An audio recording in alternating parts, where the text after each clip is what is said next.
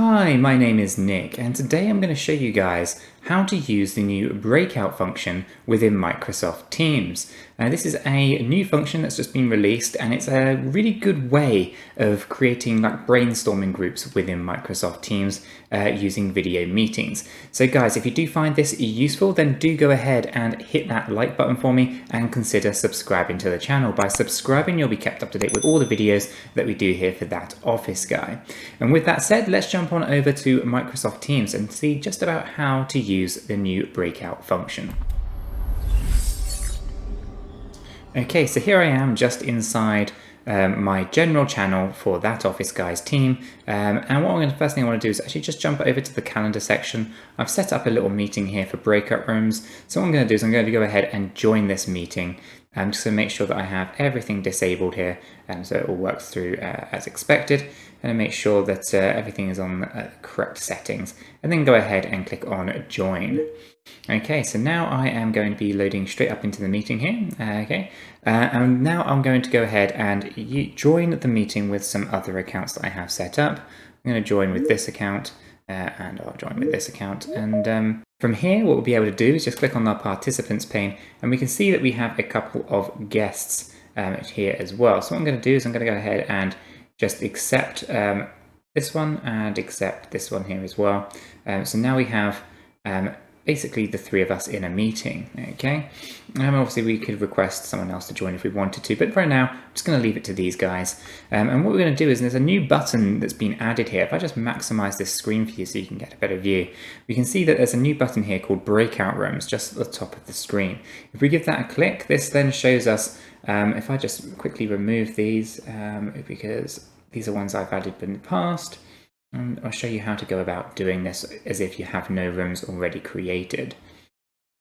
So you'll click on the breakout rooms, and here we have the ability to basically add rooms and assign people to rooms automatically here. Now, if we come into room settings as well, we can see a couple of additional settings, and we'll go through that in a moment as well. Okay, so the first thing we want to do is actually go ahead and add a room. Okay, by clicking this add room button, we add the first room here. We can add a second room as well, and this is manually adding. When you first go into breakout rooms, you can automatically add breakout rooms as needed as well. So now we have two rooms created. There are the ellipses on the right hand side. We can click those and we can rename these if we want to, or delete them. Okay, so we've got room 1 and room 2 with nobody in any of them. So now we can come down here and we can click the first person here, and we can assign them to room 1. We can then click on the second person here and assign them to room 2. So now there's one person per room. Now, just because we've done that doesn't necessarily mean the rooms have started. As you can see here, both the rooms are currently closed. So in order to start the breakout rooms, go ahead and click on Start. That's going to automatically create those breakout rooms and assign those participants directly into each room. You'll notice how it's saying opening. It's going to go through the process there and open up those rooms and drop the participants into each of the rooms that you've set up. Okay, so there we go. Now it has been launched. You can see that they both are open. And from here, you'll also notice that you are now the only one left in the main meeting room. Okay, which is really handy, so you get some peace and quiet, and you can basically hop between the rooms as needed. So what we can do is we can come here and we can come and click on here and join the room, right? So I'll click join room. That opens up a new window here where we can see that I am in this meeting room with one other. Okay, so it's just the two of us here, and we can talk about things and brainstorm or whatever you need to do at this point. We can click on the return button here. That will return us into the main room. Okay, so where we were on resume, we are now back here. And again, we can hop over into room 2 as well. And the same concept applies. We can see the participants who are in room 2. We can talk to those participants and explain what they've got to do whilst in this breakout room. From here, we can obviously hit the return button again, and that returns us back into the main meeting with everyone else still within their breakout rooms. The other things that we can do here is click on the 3 dots at the top here, the ellipses, and we can make an announcement. So we can click on make an announcement, and this one we can go ahead and just say breakout rooms test.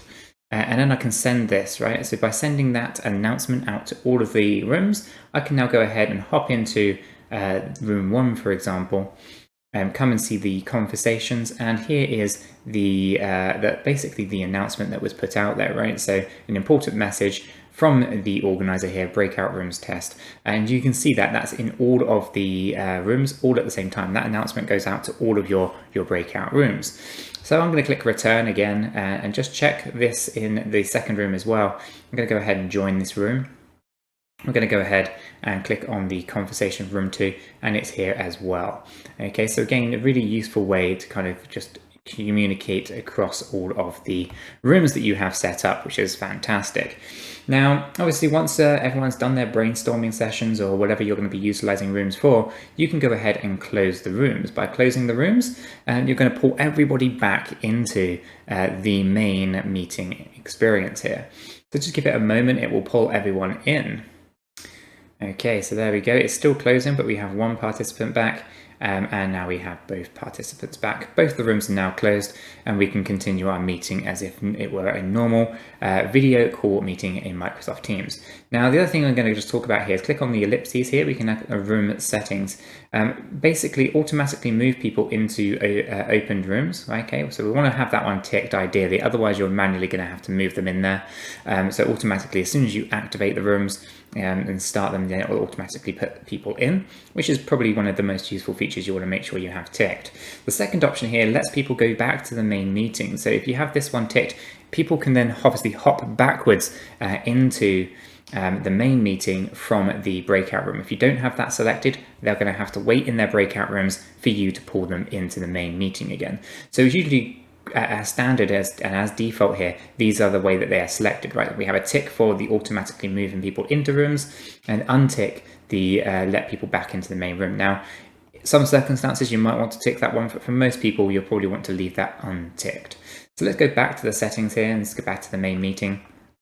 And we obviously have these breakout rooms. If we wanted to go back in, we can just start the rooms again. That starts the breakout rooms. Once again, if we wanted to add additional people, that's fine. And also, if we wanted to change where people sit, we can assign them into a different room, right? And we can unassign them or assign them into a different meeting room as needed. So you can move people around as well. So they don't have to be in their original rooms for whatever reason. If you wanted to, you could move those people out and into different rooms as well.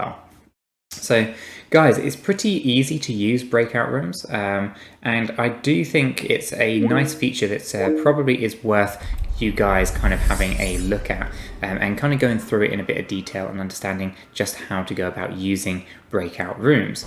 And hopefully, guys, you found this useful. If you did, then do go ahead and hit that like button for me and consider subscribing to the channel. By subscribing, you will be kept up to date with all the videos that we do here on That Office Guy. And with that said, I hope you have a fantastic day, guys, and I'll catch you in the next one.